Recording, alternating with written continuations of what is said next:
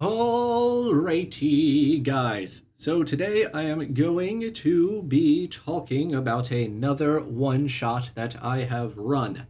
And this time I am going to split the video into two distinct parts. The first half is going to be more vloggy styled and tailored more so specifically towards my players and my table, or anyone else who is interested in my thought process and my psychology as I was actually like preparing the session and physically running it, a little bit of a meta analysis of my group and the table as a whole. And it's mostly going to consist of me doing a whole lot of whinging. Then the second half of the video is going to be a literal recap, a retelling of the events that had transpired as the two groups that had played it were going through it. And it's also going to function as a bit of a walkthrough of all the content that I had written down in case anyone wants to try running this game for themselves or using this as a one shot for them to use for their group and table. Okay, so what is a Jubensha? Well, Jubensha is a popular group activity in China. It is something between a LARP and a murder mystery and an escape room. And what is my game that I had prepared? Well, it was literally not a Jubensha. It was just a one shot. It was using a rules light system. It's about a heist in a fantasy setting and in a cowboy western genre. So there's elves and dwarves running around with six shooters and revolvers, lassoing dragons and wizards and all of that good stuff.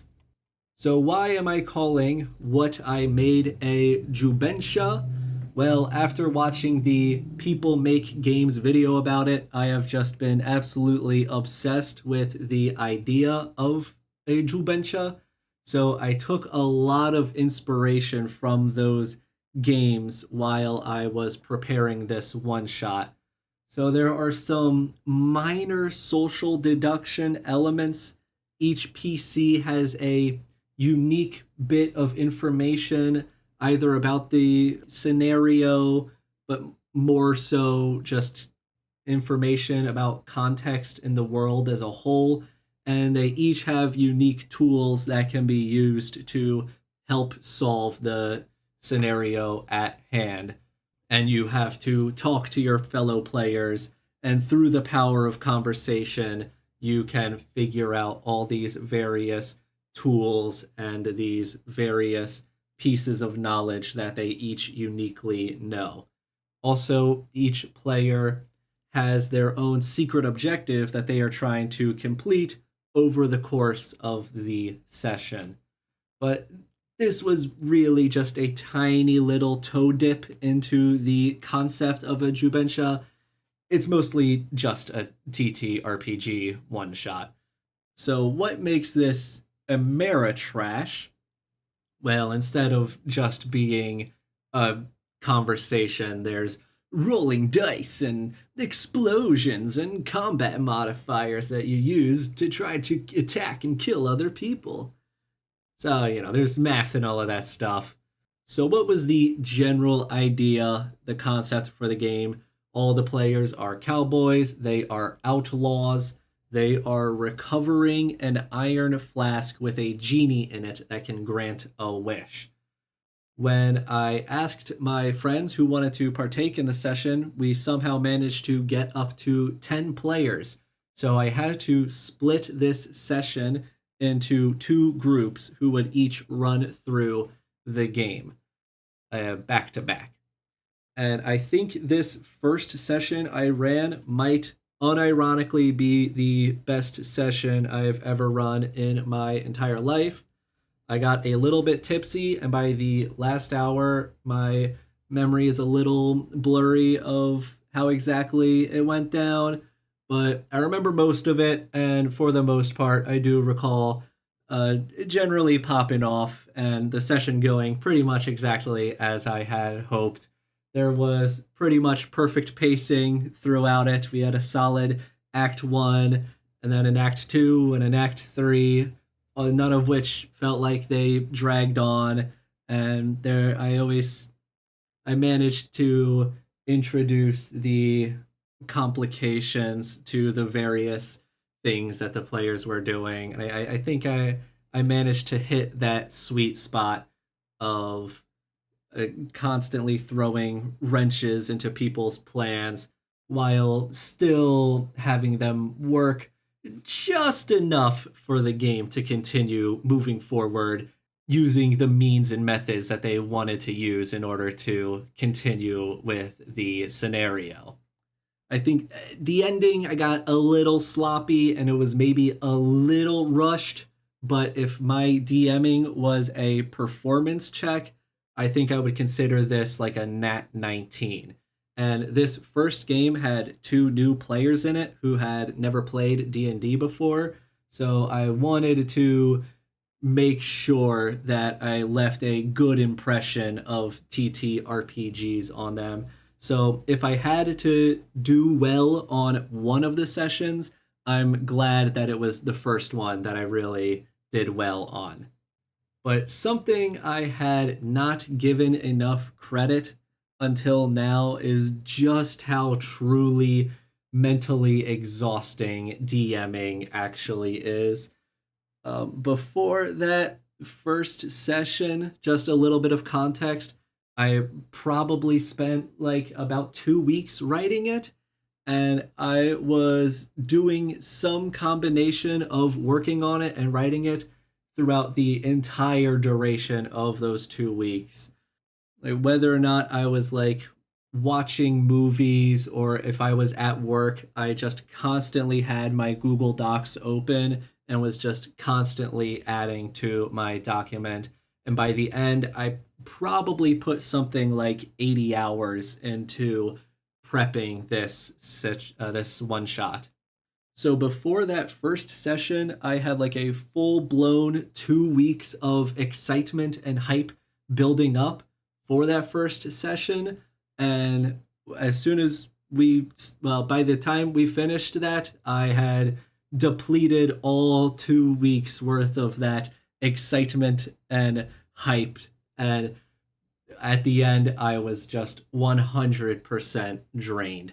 Like normally before any session, and especially during that first session, my like heart is pounding and I just like can't even sit still and I'm just pacing back and forth in my room talking to with silly voices to myself. But in that morning leading up to the second session, I just had absolutely zero energy. I was like trying to finish all the prep for those specific characters that the people wanted to play in the morning of that second session, and like typing just felt like torturous. Like my fingers were just moving at the speed of molasses. I just like so badly everything in my head was just saying like, Joe, just sit in bed and rot all day. I just had no energy. And when I had originally set up this situation of the back to back sessions, I was hoping that I would be able to use that first session to figure out all the problems and everything that had went wrong so that during the second session I could fix all those issues and run an even more flawless, perfect session. But that is very much so not the case, and it is not what ended up happening. I am like genuinely humiliated by my impotence and ashamed of my performance as a DM when it comes to that second session. And believe you me, I was really trying to make myself excited and like build up the hype that is needed in order to DM. but I was not physically capable of convincing myself to get excited.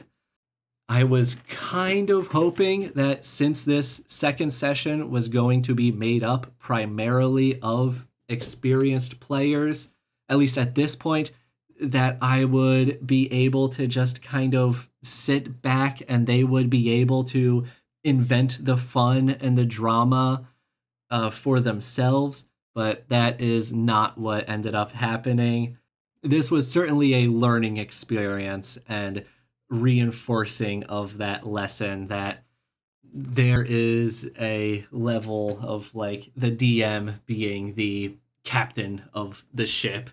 And even if you have a crew that knows exactly what they're doing, right? Like if the captain is screwing up and doesn't have their head in the game, they can very quickly ruin the whole situation for everyone. Now, as part of being a DM, you need to have a very high level of energy and a very high willingness and like level of confidence to be willing to talk over people and to like interrupt people so that you can like keep the game moving when it slows down. But I just was like so energyless and like so confidenceless that game. I just could not like bring myself to like constantly like talk over people to like keep the game moving.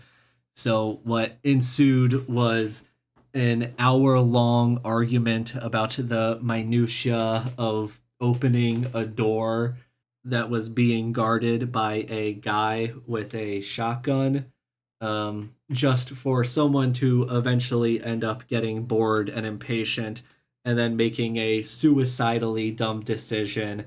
And then that exact same scenario happening again with another hour long argument, and then followed by another suicidally dumb decision occurring again. Which I think when I told people to play their characters like driving a stolen car, there might have been some willful misinterpretation of that advice. Like when the Kia boys steal a car, it means they don't care if they run over fire hydrants or if they knock their side mirror off or whatever. It doesn't mean they are going to pedal to the metal, gun their car 145 miles per hour into a solid brick wall and then kill everyone inside. And but okay, to be fair, like so when it comes to the thought process behind those suicidally dumb, impatient decisions that were made, I appreciate the enthusiasm and energy that would eventually result in those decisions, just not the decisions that were landed on. Like, ideally, in the future, we would try to channel that energy into a more constructive avenue and trying to build off of everything that everyone has been talking and arguing about and coming up with beforehand, rather than doing stuff that could be come across towards as like destructive towards the narrative that like your fellow players have been like coming up with, and then wasting all that time and energy that was put into that debate towards how people want to handle that situation. Which I don't mind impulsiveness. Impulsiveness is good and it is needed and required for an RPG session to continue moving and for scenes to not get stuck.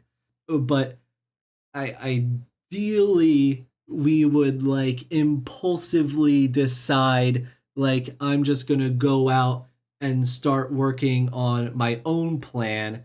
Like maybe I'm just gonna, whatever, I'll just let these guys do whatever their thing is. Let's do a scene. I'm gonna go to the saloon and I'm gonna ask people questions about the church.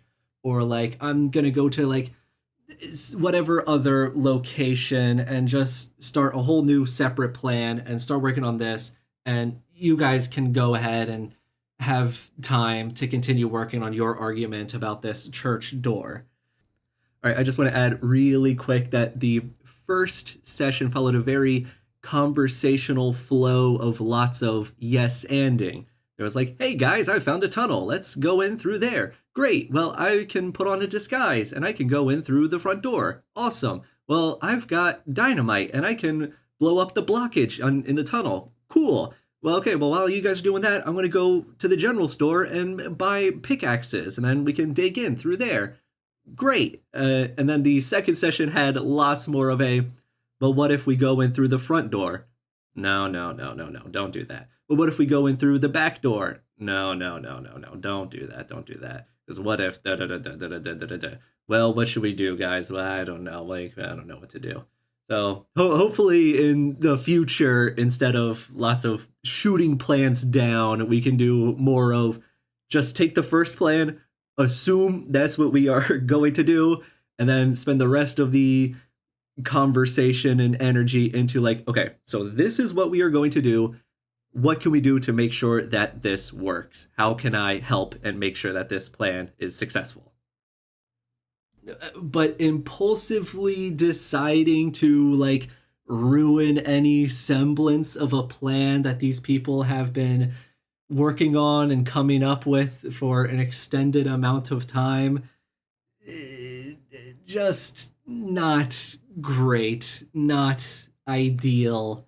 And like when you do decide to make suicidal decisions, at least at the beginning of the session, it puts me in a awkward place as a DM because now I either have to reinforce that the world is real and there are punishments and consequences for dumb decisions, and I either have to say that this guy blows your head off with a shotgun because you just like walked into his house, but then that would result in you sitting there for 3 hours watching everyone else play the end of the session.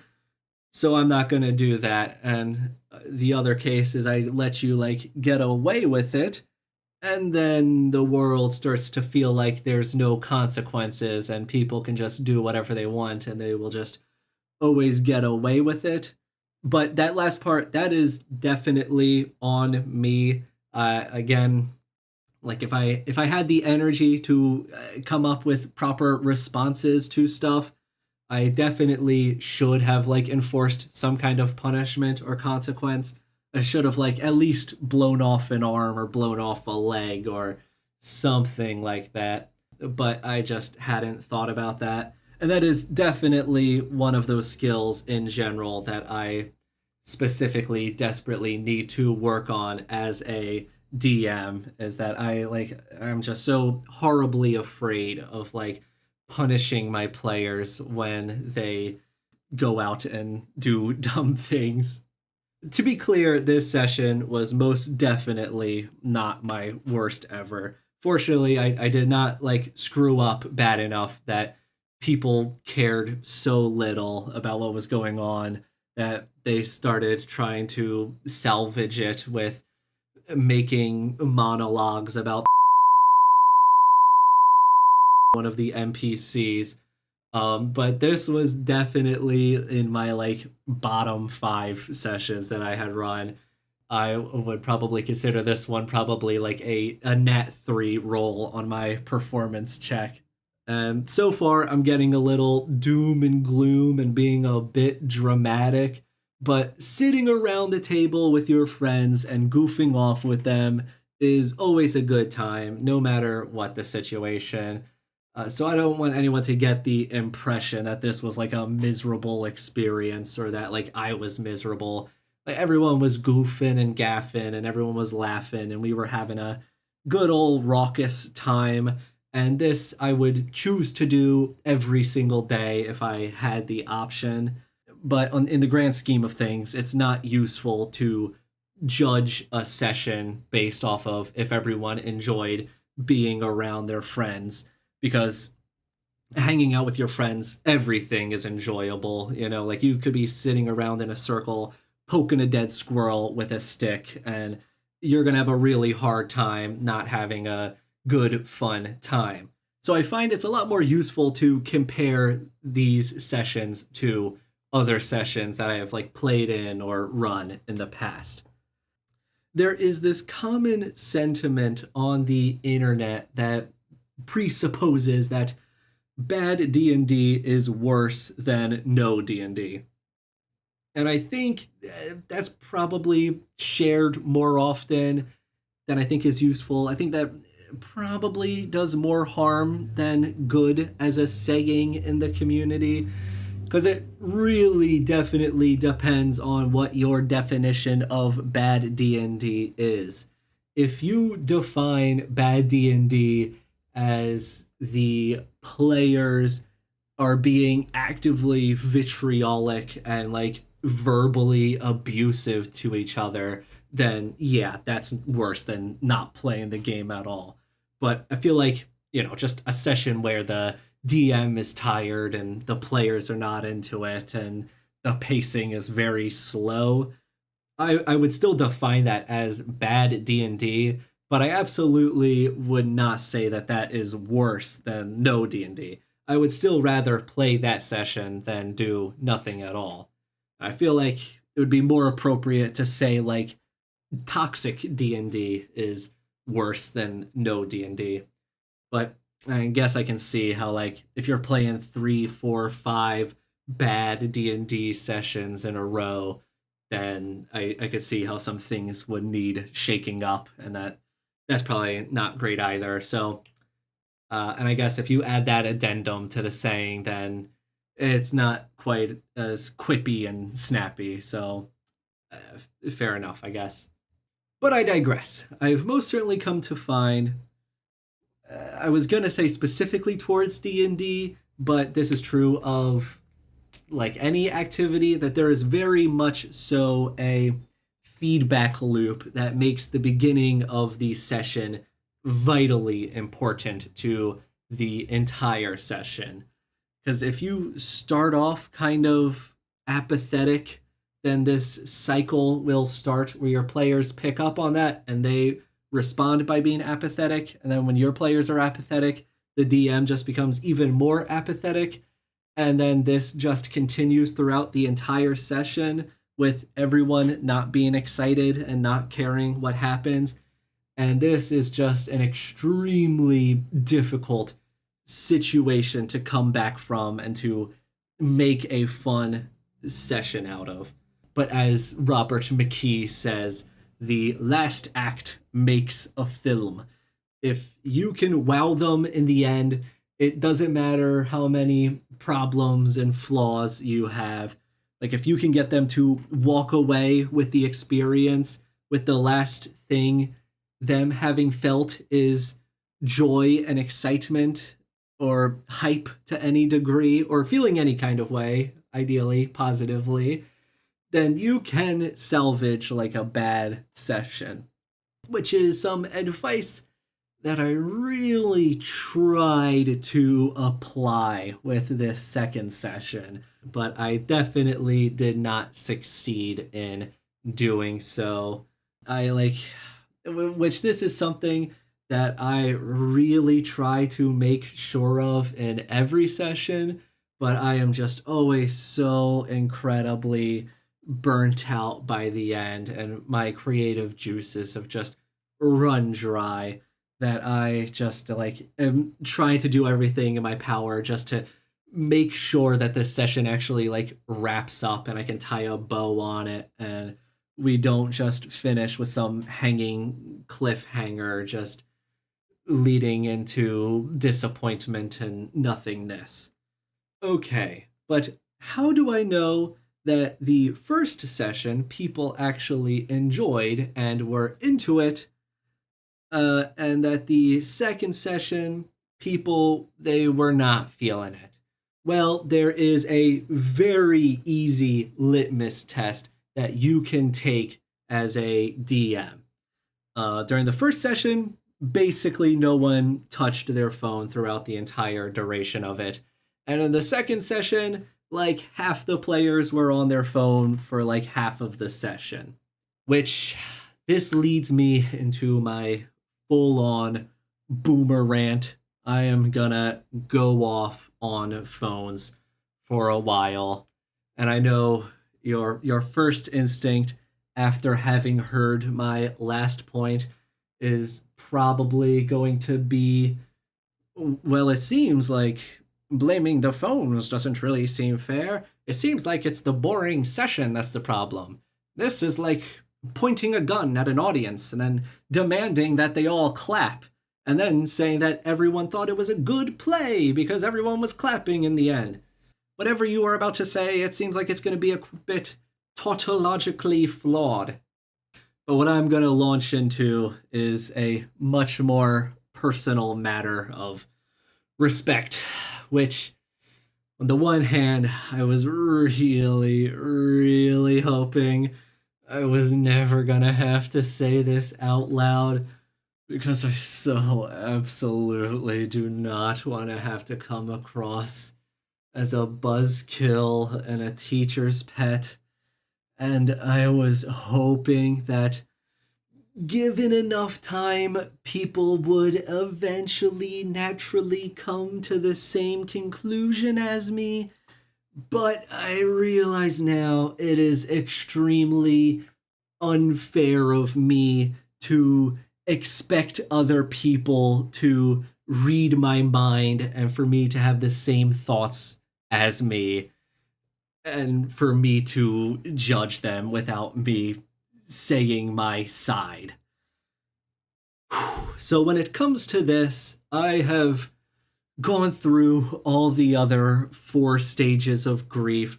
I'm past bargaining, past acceptance and depression and denial, and I am at just the pure anger at this point. For a while, I had copiumed myself into believing, well, I can't tell you how to enjoy your free time. If you have more fun being on your phone, then go ahead. But you know what? Fuck that. I am no longer huffing that copium. It truly and utterly grinds my gears to the core. So instead of harboring any kind of secret resentment towards people, I am gonna do the slightly second most cowardly thing and say my point over the internet instead of saying it to anyone's face, and use that proxy as a little bit of a defense mechanism. But when you sign the social contract of partaking in an event that I am planning and hosting, you also are agreeing to the terms and conditions that I am setting by implication, which at my table, it is that I expect you to at least pretend that you enjoy your friends' performances. Your friends who are not actors, who have mustered up the courage to try to put on a performance to entertain you, and then to scroll through Twittergram while they are doing that, and with your actions telling them, like, you suck, you're a bad actor, you're not entertaining, I'd rather be home watching the Bucks versus the Mets. Like, if you expect people to offer you the courtesy, to extend the courtesy to you, to pay attention to you when you are performing and putting on a scene, you need to extend that same courtesy to other people. And like, if everyone is okay with just being on their phones, then we're just all five people sitting on their phones, being silent, sitting at a table, not doing anything, not playing a game. And like I understand no one who is doing this has ever done this with any intention of being rude, but like in the same way, if you are driving distracted, you don't have any intention of hitting curbs or hitting other cars or hitting children or dogs or whatever, but that is a natural consequence of driving distracted. Like that is just what happens. It doesn't matter what your intention is, it matters what actually ends up happening.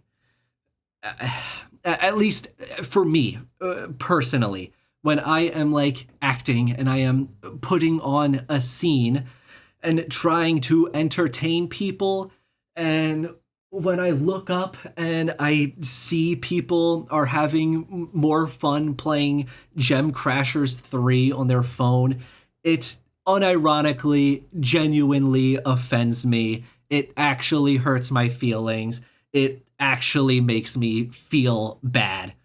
Which, again, like if you genuinely would have other things that you would rather be doing, that's fine. Like that is truly okay. You don't have to be here. Like I understand it's not everyone's cup of tea. But like if you do want to be here and if you want to enjoy the game, then that's amazing. I love that. That is great.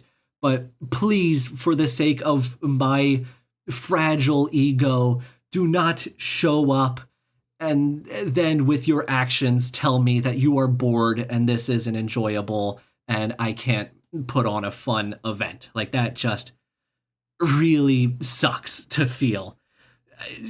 Just during the game, just please pretend please pretend to enjoy what I'm doing.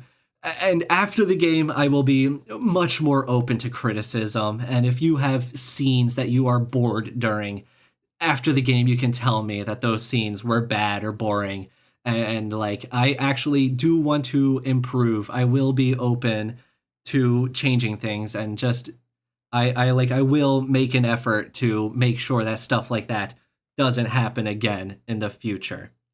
And like, I know in this game in particular, there were no 5 minute long periods of times where I had to check the rule book and read rules because I made up all the rules for this game. And I know there were no combats that started where like someone took their turn and you know it's going to be 15 minutes until you get to take your turn again. Like I deliberately made sure to go out of my way that this session was just nonstop back-to-back improv scenes. And like, you know, if it's too much, if you need a break, like tell me that, please, but don't just like decide to take a break while we're playing without like telling anyone else. Like, and again, I know we live in the modern age. People have work and people have friends and people have family and they need to send text messages and send phone calls. And like, that's fine. That's totally acceptable. I have no problem with that. But if someone is actively performing for you, for the love of God, please don't actively be scrolling through your phone. Like, when I see a player work up the courage over 5 to 10 seconds to work up over their nervousness and to find their silly voice and to find their sentence and to try to initiate a dialogue, and then for that to be met with half a minute of awkward silence and then a wait, what? Oh, me? What'd you say? Like, and then oh god, that moment, that just it makes my blood boil. It truly my soul fills with sympathy. And then when I notice for the rest of that session that player, I can feel their reluctance to try again and to try to launch into their voice and their dialogue. It makes me feel awful, truly. And I also, I want to be clear. I love all my players. I truly I love all you guys. I love that you take the time to come to my game and to play and participate. And I would love to continue to play with all of you guys. Like, I want to keep playing with all of you guys, but just for the love of God, I am begging you, please put the phones down. Okay, rant over. Mic drop. Okay. And by all of that, by everything I had just ranted about, I'm just projecting. I am salty. I am molding that my jeu de vivre was so lacking in that second session. Like, that second session, it could have been a legendary story, but instead it was just a good game night instead. And maybe I'm being a bit presumptuous. Maybe I'm being a bit greedy for having that desire for back to back epic sessions. But like I'm throwing out my call for help here. Guys, if you see me floundering during a session, if you can see that I seem irritable or frustrated, I want everyone to know that I am like I still want everyone to have as good of a time at my table as humanly possible, and that frustration and irritability is not directed towards you guys, but it is directed towards myself because I am incapable of providing the experience that I want to. And I get that it is just natural human nature to try to match the mood and match the energy of the person in charge, but like, guys, sometimes I need a hard carry. Like, if we're playing D&D and you can sense that I'm like frustrated or irritable, like, I know it's your natural instinct to also become frustrated and irritable, but like, please, I need you guys to go into maximum overdrive excitement mode, and like, I need you guys to try with everything in your power to try to pull me out of that slump. Which so far, this has been a whole lot of whinging, a whole lot of crying and complaining and negativity. And I'm going to try to balance this out with a note on the most possible, like the most positive development that has occurred in my entire DMing career. And that is the fact that we somehow got 10 players together that wanted to be a part of our game. And to feel that desired as a DM, it is just so heartwarming. It is just pure chicken noodle soup for the soul. And now that I have a bunch of players, I can guarantee you that I'm going to let this go to my head and I'm going to start axing people for the most minor of infractions. No, but in all seriousness, I am walking away from this whole experience much happier and much more positive than I am walking away from this negatively. It's just talking about the negative stuff, that is stuff that we can fix and work on and make better for the future. Just lingering on this stuff that is good. I want to make it clear that all that stuff exists and is out there.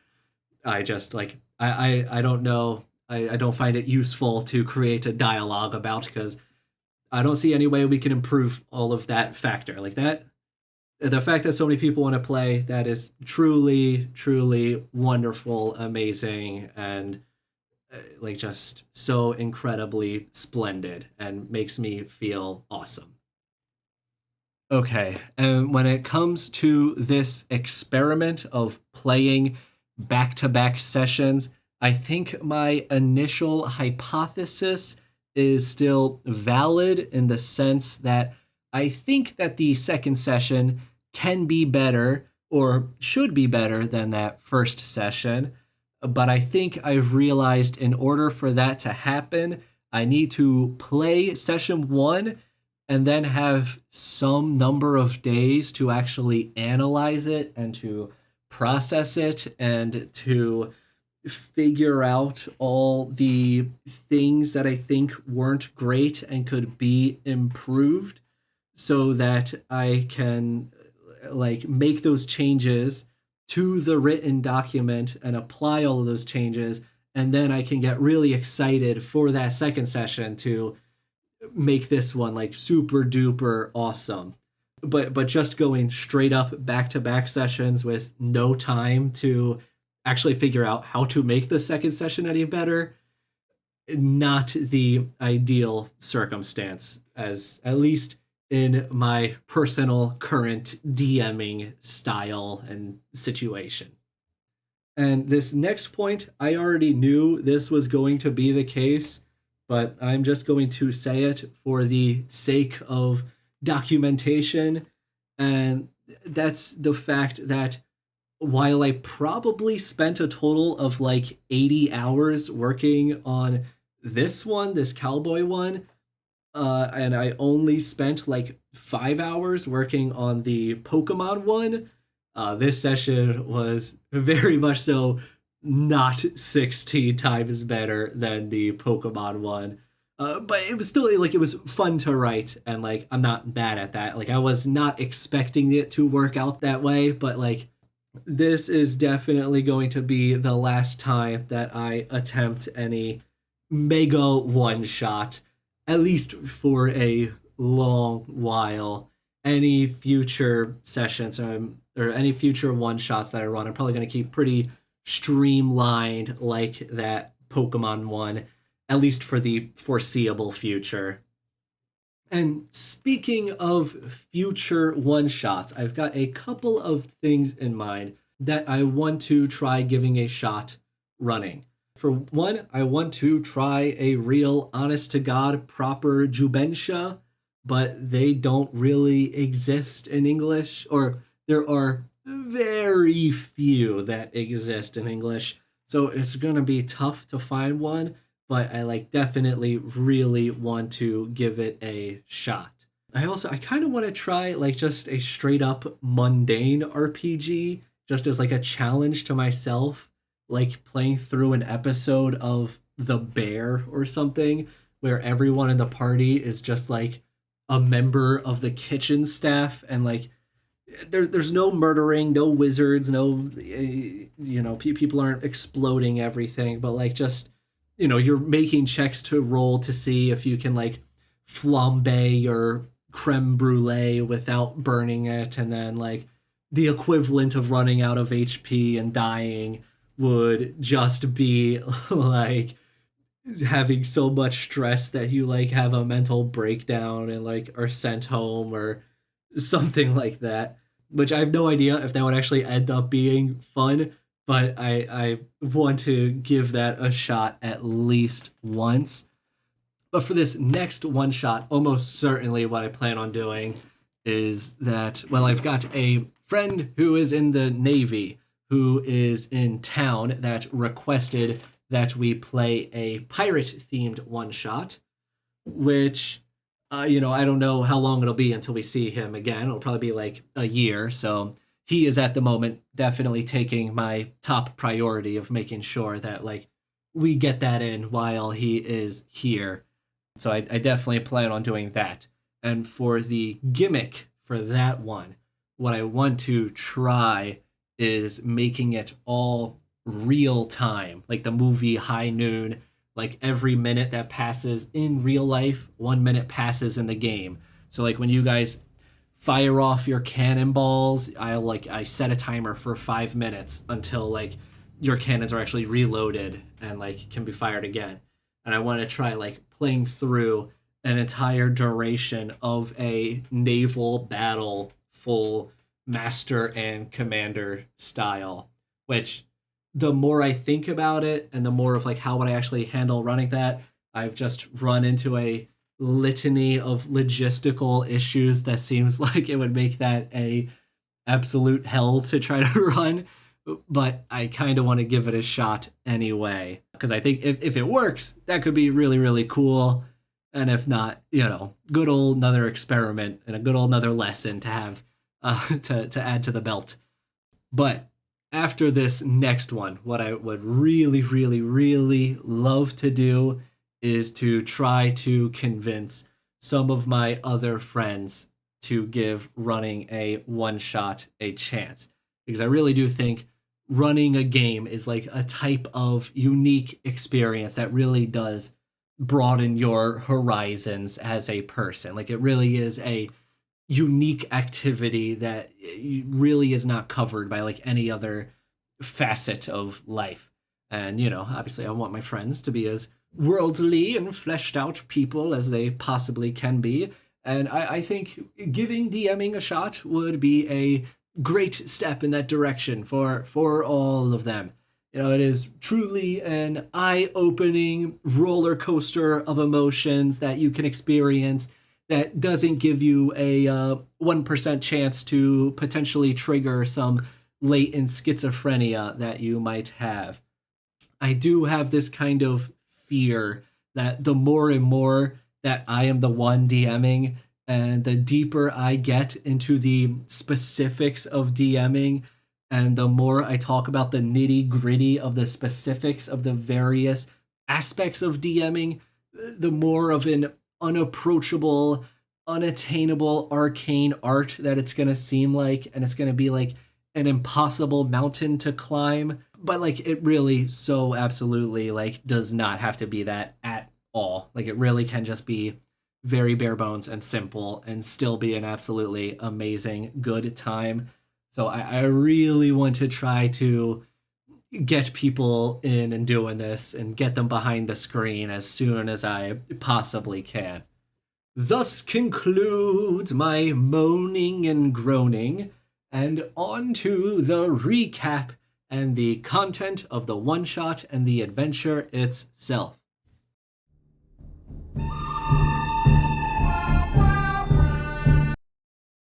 So I have formatted this adventure as a script with checklists so that I could mark off each event as it passed. I started off with a how-to RPG for those players who had never played before, and I used the classic shut up and sit down method. What is the goal here? We're all trying to collaboratively work together to tell a story. What is the core gameplay loop? You guys are the players. You guys are the main characters of the story. I'm the DM. I'm the world. I am all the other characters and locations that you guys aren't. I am going to put you guys in scenarios and situations. You guys are going to tell me how you want to respond. And if you want to attempt a thing that might fail, you roll some dice. You're going to add some numbers, and you're either going to succeed or you're going to fail. And most importantly, why is this going to be fun? Because it's like a movie, but you get to be the characters. And instead of just being a movie where you hope you relate to the character based on some things that you might have in common, that might be relatable, you have made every single same decision that this character has made, and they have the exact same psychology as you would in this person's situation. So then, when exciting things happen to them, instead of it just being like kind of exciting, like when it happens in a movie, it's like super duper exciting because you guys have a very close bond and connection. Or on the other hand, this can just be a good old classic what if simulator. This is the game where you can do whatever you want, right? If you just want to see what happens when you walk up to people and you shoot people, and if you have fun because of that, that works too. As long as people are enjoying it, then we're doing good. Okay. Then I did a brief rundown of my system, which is basically just the cipher system, but I made a bunch of changes because there's a ton of things about the cipher system that I don't like. But it's basically D&D. You roll D20s and you either succeed or fail and you add numbers. But the major difference between D&D and the cipher system is in D&D, if you have a strength of 20, it means you add +5 to every single time you attempt a strength thing. In Cypher, you have a pool of 20 strength points that you can spend to give yourself bonuses to strength checks over the course of the session, which I kind of like and I kind of prefer over D&D, because instead of the situation of the barbarian just always does all the strength things and the wizard always does all the intelligence things, what it kind of ends up being instead is that like the barbarian can do like 10 strength related things over the course of the session, but can still do like one intelligence related thing over the course of the session. And vice versa, like the wizard can do like one strength related thing over the course of the session, but they can do like 10 intelligence related things, right? So they might be able to kick down one door, but they can like know 10 pieces of arcane lore over the course of a session, and vice versa for the barbarian, which I think is kind of cool. It's like everyone has kind of got this built-in one-time use ability that they can use to kind of attempt and do a thing that their character isn't necessarily specifically traditionally good at doing. But obviously, right, like for the most part, the barbarian should still be doing all the strength related stuff. It is not necessarily a concrete rule that they absolutely like have to do every strength thing throughout the entire session. Right now, I am going to run through all the characters very quickly. We have got Gorin Gecko, a lizard folk conman who will rise to the occasion and is basically Rango, but they are also the plot of that episode of Firefly, Janestown. Next, Dr. Thomas Hawkins, a cunning consigliere who has the blood of a demon. They're basically Tom Hagen from The Godfather, but he can also summon demons. We've got Miles McGee, a revenant highwayman on the hunt. Basically, Ghost Riders in the sky and the highwaymen. We've got Calamity Joan, the alcoholic frontierswoman who used to be the best shot in the West. They're kind of Calamity Jane, Annie Oakley, and also that whole Doc Holliday like archetype who like super impressive cowboy person who is like kind of fallen off. Okay, we've got Kelly the Kid, a principled vigilante who was a former ranger on the run. They are basically the Lone Ranger with a little bit of Billy the Kid in there. We've got Nipsey Bumblebottom, is a gnome ranger who is from another time. This character was made last minute. He was an addition that I threw in at the last second there. He is a character from this player's like previous campaign from a long time ago. He has been turned into a frog for 500 years and has just shown up, and they are like hyper super mega traumatized from their frog curse that they have lived through. We've got Johnny Inner Eye, a guitarist who is an expert sniper. He's got the whole met the devil at the crossroads to become good at guitar. A little bit of that Robert Johnson, a little bit of that Johnny Cash, and he's also a sniper. We've got Big Bad Joe, a pacifist cowboy who is secretly a warforged. They're basically a little bit of the mysterious stranger, the man with no name, and a little bit of Big Bad John. Okay, we've got Lieutenant Hayes, a grizzled war veteran who dances with hawks, who's basically Kevin Costner from Dances with Wolves. Except I've never actually seen that movie, so I basically just wrote a character that I think that guy is probably sort of like. Okay, and then we've got Leslie Ann Lovelace, a thuggish mercenary who hates their name. This is basically the character Jane from Firefly, but also a boy named Sue. Okay, now I'm going to give a rundown of the context that the players are aware of before starting the session. They are in the windswept wastes of Octor. They are all outcasts or outlaws or otherwise desperate people who are willing to commit crime for money. They have accepted a job from one Mr. Wild Will Warlock. They have been tasked with recovering the iron flask that contains a noble djinn inside of it. He is offering a payment of $5,000 to each player for the safe return to him. There's going to be a caravan of dwarves who are guarding it, and they are going to transport it through a town called Live Wood, where they are going to deposit it in the bank, and then they're going to keep it there for 24 hours while they rest and recuperate, when they are then going to depart with the flask. So in the first scene, we pick up with the players in the saloon. They are about to start their mission, but before they get a chance to do whatever it is that they wanted to do, they are accosted by some gang member hooligans. In the first group, the first session, this had resulted in the two parties challenging each other to a duel, and then Goran Gecko subsequently dressed up as a old woman and snitched them out to the marshal, who then arrested all of them. And in the second group, the second session, this resulted in a good old classic saloon brawl. Okay, then the town at large was revealed to them, and they were given the opportunity to begin formulating their plan on how they wanted to go about enacting this score and how they wanted to try to escape, their escape plan. In the first session, they all split up and they all went to each of the various locations and they gathered as much information about the town as they possibly could. The second group, they gave a quick perusal of the bank, and then they went to the church and they got stuck in an argument loop for a while there. Okay. At this point, the first group, they had found some smuggling tunnels that were used underneath the town by the local gang.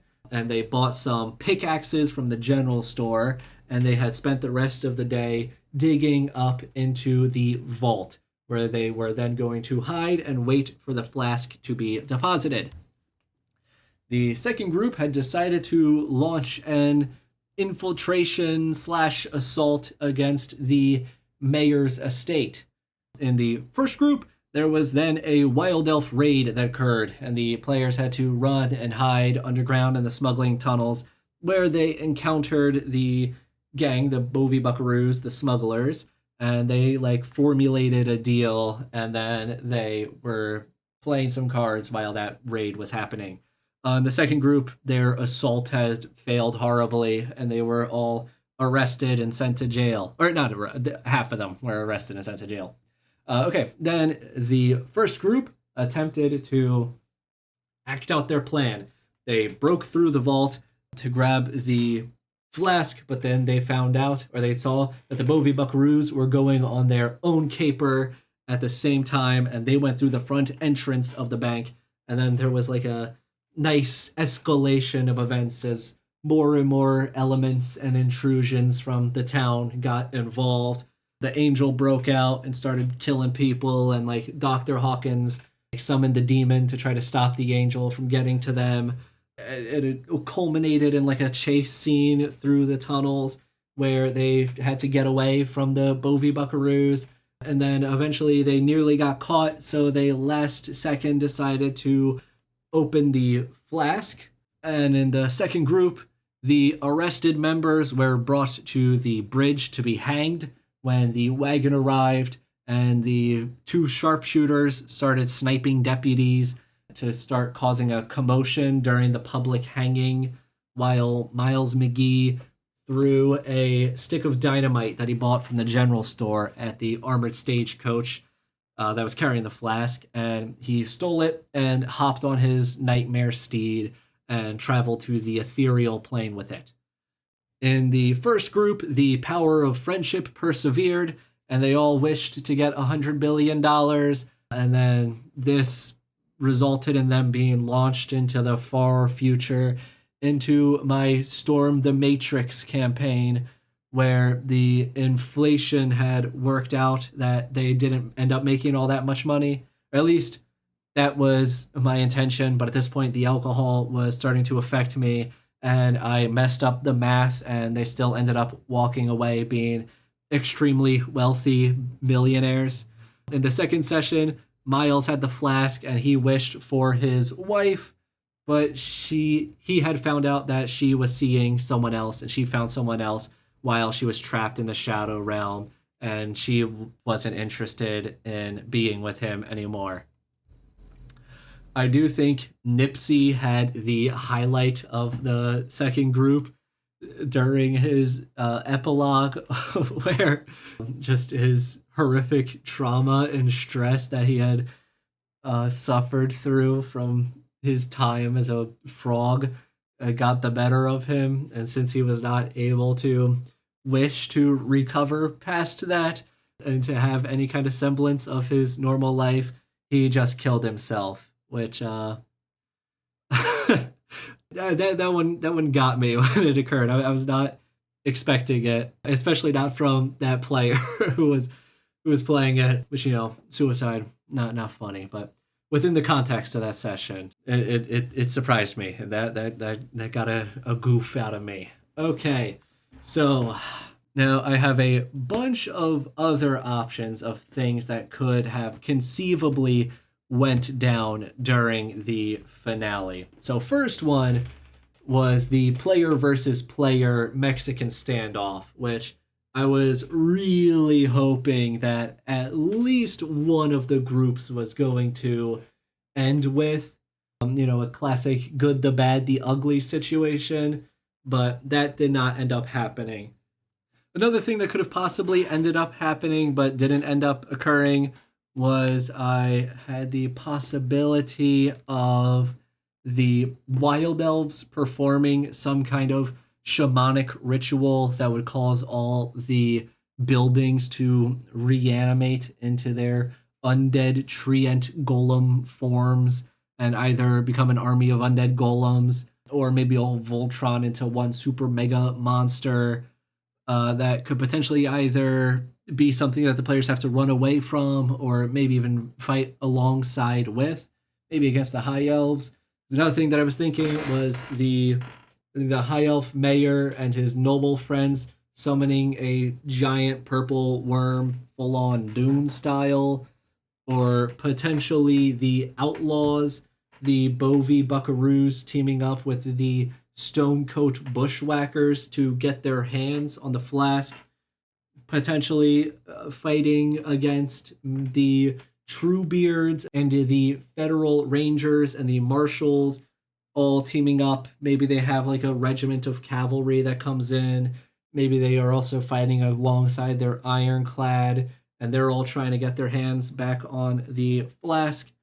Or possibly, if the players destroyed the mayor's orrery, then Wild Will Warlock could show up and summon an army of undead from the church graveyard to either help the PCs or to try to take the flask from them.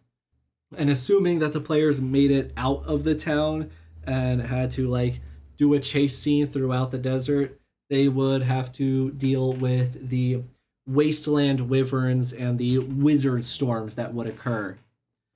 So now I'm going to run through my timeline really quickly. Now, these are all events that were prearranged to occur at predetermined times. But again, this is presupposing that it works based off of the current pacing of the session, and that this would work well off of what the players are going for, and that this would make the narrative more interesting rather than being a non sequitur that wastes time. Okay, so noon, the first day, I left that open because I just kind of assumed that there would be some kind of high noon duel that the players would get themselves wrapped up with in the beginning. Then 6 p.m., the Iron Pegasus passenger train would arrive, and on board would be Tommy Donaphan, a halfling gunslinger ranger. He did not end up getting involved in either session. At midnight, the hanging of Robbie Martin would occur on day one, and this would show off the namesake of the Bad Fish River, Ol Rattlebrine, the eponymous Bad Fish, who is a sea serpent that the townsfolk make sacrifices to. 6 a.m. the next day, the wagon arrives. Then 12 o'clock noon, this is when I was going to have the duel occur between Tommy Donaphan and the outlaw Maverick Graves. But again, this did not end up occurring in either session. And in fact, the second group was already done by the time that this would have happened. Okay, then at 6 p.m., the Bovey Buckaroos and their caper would be attempted against the bank. And this is where the first group had their finale. And if the Bovey Buckaroos got their hands on the flask, then the mayor and his goons would have tried to steal the flask from them. Then at midnight on this day, there would be a freight train, the Dire Mule Express, passing by. And this train was going to be carrying a load of processed magicite, which could conceivably have been used as a part of either of the group's escape plans. Alternatively, this thing is carrying magic uranium and could have been used as some sort of nuclear option to blow up the entire town. And if somehow none of that previous stuff went down, then on 6 a.m., then on day 3, the caravan would depart with the flask. Now I'm going to quickly run through the town of Livewood and the various locations there. Okay, so the town itself is called Livewood. It is basically Deadwood in the sense that it is a long-time illegal settlement that has only very recently become a legal settlement so that the Truebeards can build a railroad through it. And so it's got a very high tolerance for crime, and it was built off of the wood of dead wild elf treants, and that's why it's called Livewood. Okay, so here's the map that I have. This top arrow indicates the direction that the caravan would be coming down from. So if the players did make a plan where they wanted to wait for the wagon to depart, then they could conceivably do a thing where they blow up the bridge as the wagon is crossing it, or something along those lines. And then the arrow on the river is indicating the direction of the flow.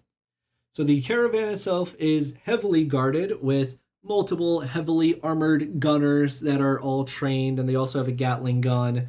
They have a marshal who is in charge of transporting it, and he is the only one who knows the original destination and the original purpose of the wish, which was going to be used to put an end to a war that is going on like on the other side of the world.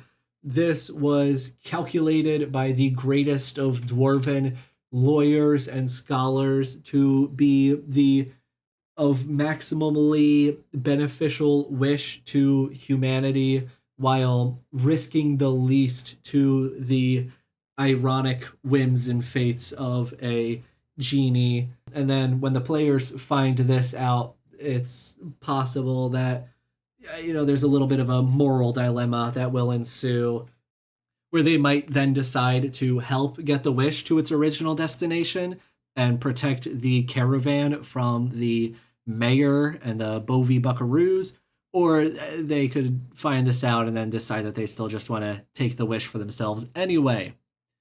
So then we have the mayor estate of Mr. Ilarion Silverstride, who is a railroad baron, and he is a high elf who really hates wild elves and wants to get rid of all of them. So basically that he can try to expand his railroad empire without any problems, and he's got a bunch of elf nobles to help him with his plan. He also, if the players come to him as like outlaws or potential goons, he will attempt to hire them to help him with his elf nobles to steal the flask from the Bovey Buckaroos after they take it. He's got a whole 4D chess plan going on about how he plans on helping the Bovey Buckaroos and then betraying them to eventually end up getting the flask for himself. Okay, the mayor estate also has a celestial orrery, which acts like as like a magical force field that prevents entities corrupted by magicite from entering the town itself, i.e. it stops the wasteland wyverns from attacking the town, and it stops the wizard storms, and it is also the thing that is preventing Mr. Wild Will Warlock from coming into the town.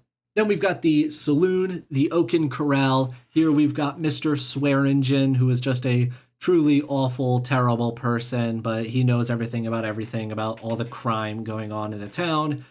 We've also got a Madame Ruby Delacroix if the players want to try to use some painted lady and hire her to convince so-and-so to do this, that, or the other. We have got Irathiel Hazamber, who is a wild elf who knows the whole wild elf situation that is going on nearby. We've also got Maverick Deadman Graves in the saloon. He is a wanted man, $1,000 bounty, super duper dangerous mega killer outlaw. Next, we have got the sheriff's office, who's got a mean sheriff who is out of his prime and a couple of people who are currently in jail. Robbie Martin, who is there to get hanged. He's committed a very minor crime. He's rustled a single steer. We've also got Victor Hawthorne, a Bovey buckaroo, who's been arrested for disorderly drunken conduct. And can tell the players a little bit about the Bovey buckaroos if they need. Okay, next to the sheriff's office, we've got the marshal's office. Thorne Gravelbelt, who basically handles the bounties in town, and the players can find out about Wyatt Skull Shooter Kane and the leader of the Bovey buckaroos, or they could find out about the warrant on Maverick Deadman Graves, and possibly if they're able to collect one of these wanted bounties, they could use the money to possibly buy supplies from the general store or to potentially hire people from the town to assist them in their heist. Next, we have got the livery, where players could potentially buy, rent, or steal horses. Here we also have got the elf nobles that are staying at the mayor's estate. They are keeping their hippogriffs at this stable, which again, another potential escape plan for the players there. Next, we've got the Pioneer Bank. It's got the fortified vault in it, and also upstairs the manager is hanging out, who can conceivably get threatened or captured or by whatever other means. You can find out the combination to the vault from him. We've got the barbershop, Sammy's Barber Co.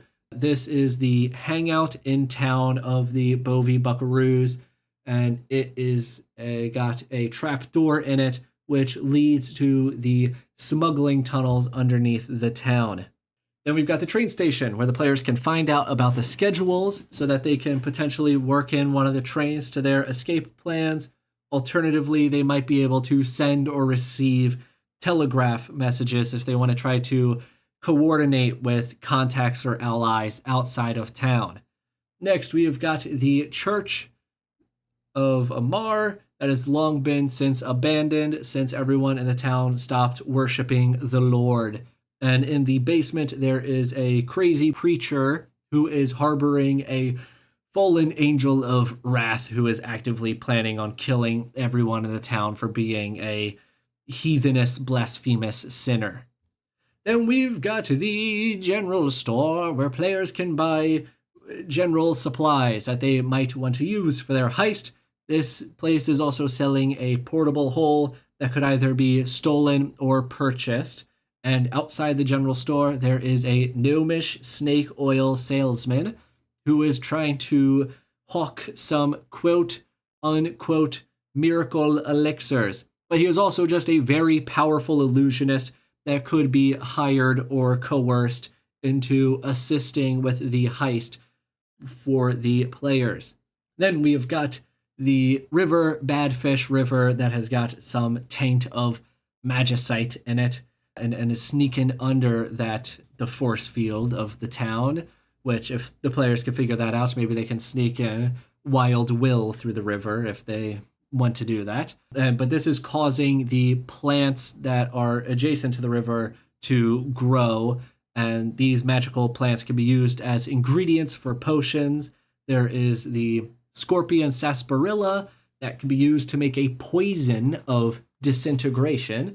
And there are also ponderous prickly pears that can be used to make a potion of giant size, which could also possibly used as a tool for the heist.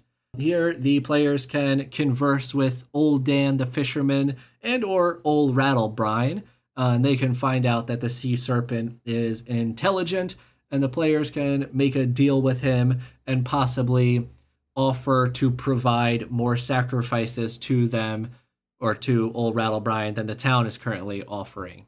Okay, then we've got Ja'al, the Storm Sewer of the Endless Horizons, who is generally just kind of bitter about being trapped in the flask, and he's going to be difficult when it comes to the whole wish-granting situation. Lastly, we've got Wild Will Warlock, who is outside of the town, but does give the players Wizzo the Rat, his familiar, to keep an eye on them.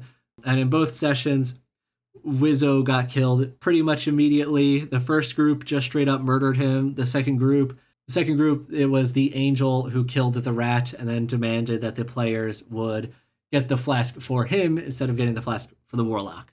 Okay, I've also got a list of intrusions here that can occur just to make things that the players are getting up to more difficult. Quicksand, a beeve stampede, construction, Onkeg acid spit, a rattlesnake den, prairie dog holes, a desert mirage, or dust mephit. I didn't end up using a single one of these for either sessions, but just have to have it handy just in case.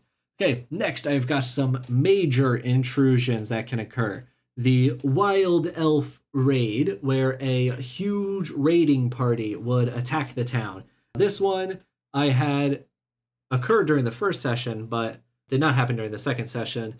During the first session, the next intrusion actually occurred. The ironclad of the dwarves came by and then launched in on a full battle assault against the elves, kind of just causing a ton of damage to the town. The bridge ended up getting destroyed from this. Ironclad did not end up coming up in the second session either.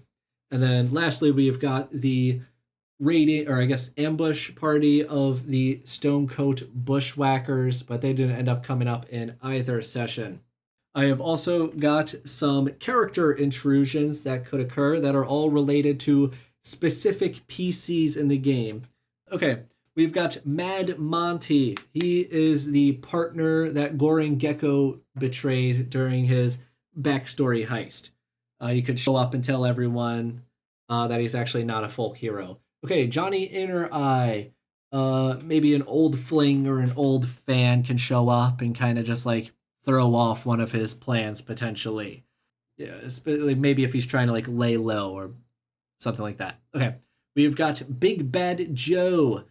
Someone could recognize him as the wanted outlaw that he actually is. Maybe the mayor's son's father, aka the mayor, Nathaniel. Maybe he's staying in this town of Livewood for whatever reason. He's a visiting, whatever. Okay. Lieutenant Hayes might come across a Stonecoat who believes him to be a traitor or maybe a wild elf from a rival tribe. Okay, Nipsey could find a heron that triggers his PTSD from being a frog. Miles McGee might find like a victim that he didn't kill from a past life or from his highwayman career. Calamity Joan might run into an old drinking buddy and then they get drunk and that ruins a plan. Dr. Thomas Hawkins might find a runaway dust devil who could potentially out him and his history of being involved in that gang to the rest of the players. Kelly the Kid might find an outlaw who is seeking revenge against them, or possibly the Marshal, Dustin Ward, might be coming through town, who is the reason why Kelly the Kid is now on the run, or the person that Kelly the Kid is now on the run from.